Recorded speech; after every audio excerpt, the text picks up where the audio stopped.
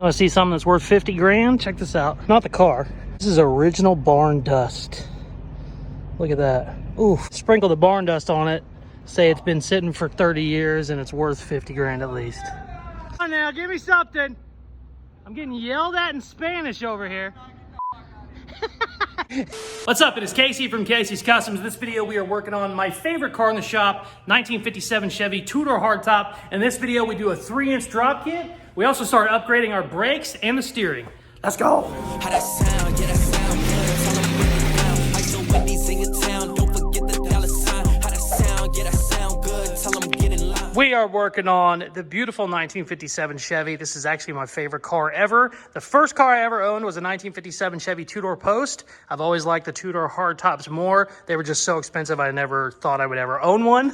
This is a customer car, but we're going to be doing a giveaway on it when we get done, or I might just pay for it and keep it myself because I love it so much. Goal is we're going to be doing an LS swap. We're updating the suspension. We're doing a 3-inch drop kit, all new brakes, all new stuff like that. The great thing about the 57s, I think, in my opinion, is they don't need much. You can just drop them a little bit, put a bigger motor in them, and just have some fun with them. They really look good with just kind of a mild little hot rod touch to them. And that's what we're doing on this one. Some of this footage is going to be all over the place. I had to build a 1955 Ford truck while I was working on this. So some of this footage might be a month old. It might be 2 weeks old, but it is everything we've done to it. We're finally done with this one, and the giveaway is over, so we're gonna be getting out of here. This was just a parts truck. It was never really supposed to be a build. I just kind of wanted it whipped together so I could get it outside. But now we are finally back on my baby. Let's get to work. Goal is to get the brakes in, and I've already messed with it for probably an hour or two, and it's fighting me just because everything is rusty and all that kind of fun stuff. So let's hit it with a hammer some and see if we can't get it in there.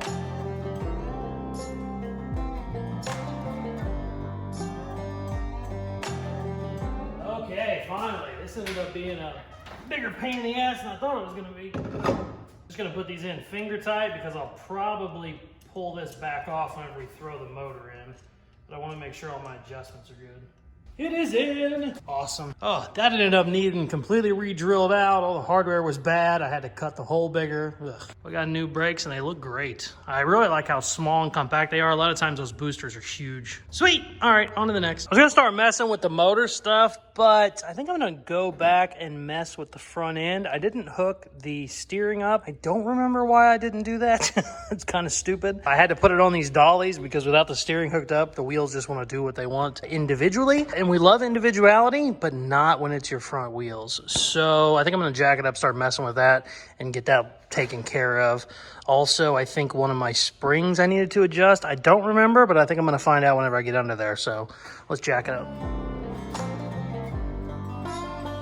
We have decided that we're going to ditch this motor that we have because we've just ran into kind of some issues with it. It's a little bit too modern for what we need. This is a 2018 and it can work obviously, but you just need to delete a bunch of stuff and it's just more than we're bargaining for on this. This is going to be a cool ass car with a nice LS. It doesn't need to have a L83 or whatever. So I'm in the middle of selling this, trading it for another LS transmission setup. I would like to put this in here, but this is going on a different project. But yeah, we'll put a pin in that for now and continue on our front end. Got this side done, working, everything's great. Also got this one done, working, everything's great. Now we gotta do the driver's side of both cars. Let's start on the 57.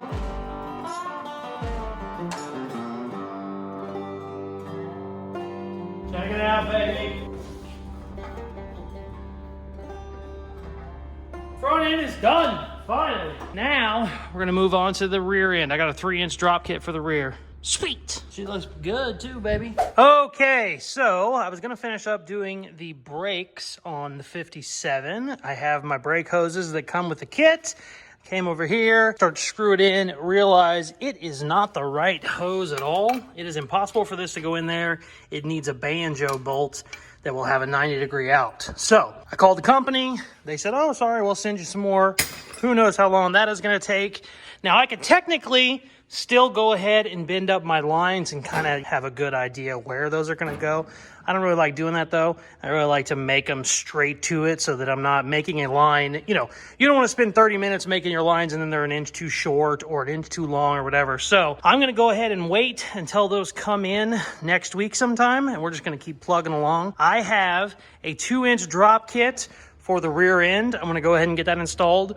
I already put the 2-inch drop spindles on the front end, so we're going to do this to go ahead and match. So let's jack this up and start taking the leaf springs out. Also, I actually forgot, I got all new urethane bushings for the leaf springs too. So we're going to go ahead and put those in. I'm 99% sure the stock ones will be junk, so we'll replace those as well. Check it out. It wouldn't be a 1980s build if we didn't have giant air shocks. They are rusted solid, so I gotta take all this shit apart. Great news, the front bushings on the leaf springs look fine. I think they've been changed. The rear ones look like shit though, so we're gonna go ahead and change those out. These are not the stock shackles. I think these are actually, I don't know if these are lowering shackles or lifting shackles, but I'm gonna go ahead and use them. I'll put our 2-inch blocks in. We'll see where this gets us. If I need to, obviously I can move them around. But yeah, I gotta take all this shit apart. It is rusted solid. If I get lucky, I can unbolt the U-bolts, but 9 times out of 10, you gotta cut these out because they look like shit. So yeah, let's get to taking this apart. I had to go get the big guns out, baby.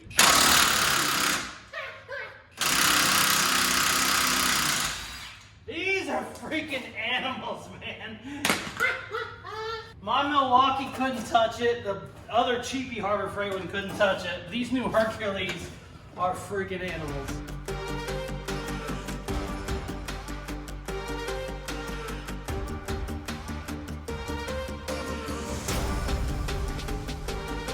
These rear bushings are so bad, I'm gonna have to drill them out.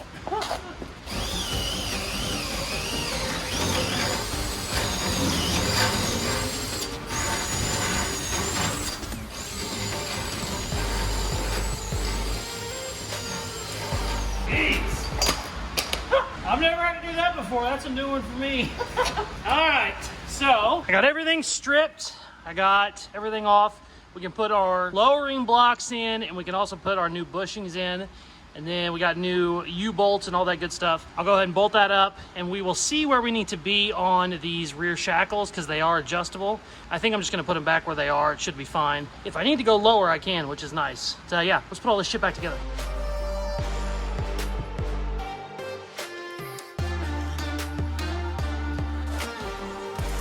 I really don't need to get the gas tank out yet, but it's just such a rusty piece of shit. I'm gonna go ahead and grab it while we're under here.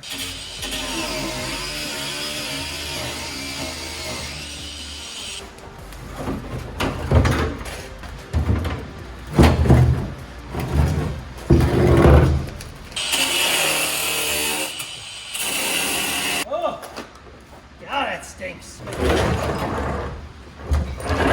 Check it out.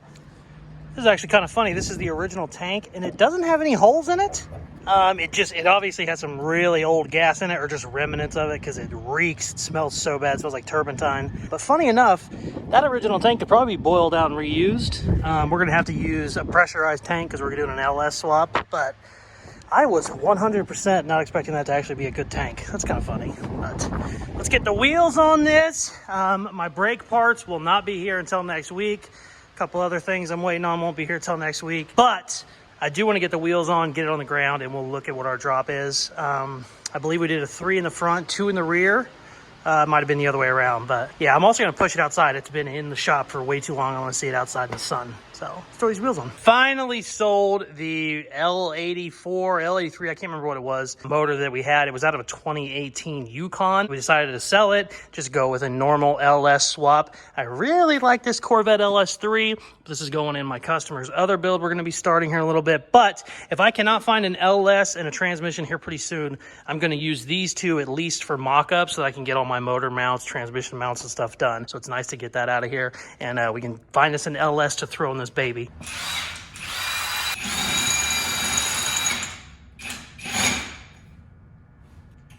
Wow. Okay, so Maybe you don't need to turn it all the way up when you're putting lug nuts in. I just snapped the stud off. Oh, shit. This thing's a freaking beast. Oh, shit.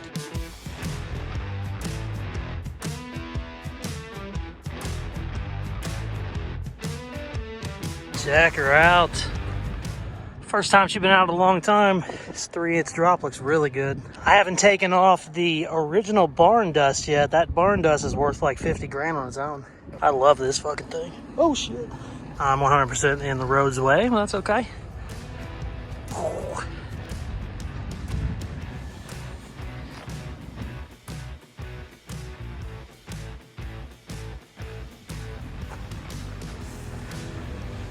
I really like how this looks too. This came out nice. It's worth 50 grand. Check this out. Not the car. This is original barn dust.